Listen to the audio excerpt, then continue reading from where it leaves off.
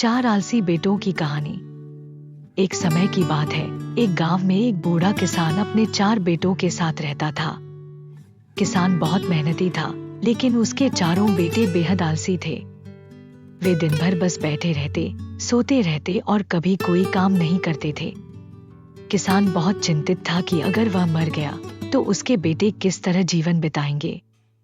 उसने कई बार उन्हें समझाने की कोशिश की, लेकिन वे अपनी आदतों को नहीं छोड़ते थे। एक दिन किसान ने अपने बेटों को बुलाया और कहा, मेरे बच्चों, हमारे खेत में एक बहुत बड़ा खजाना दबा हुआ है। अगर तुम लोग उसे निकाल लो तो जीवन भर आराम से रह सकते हो।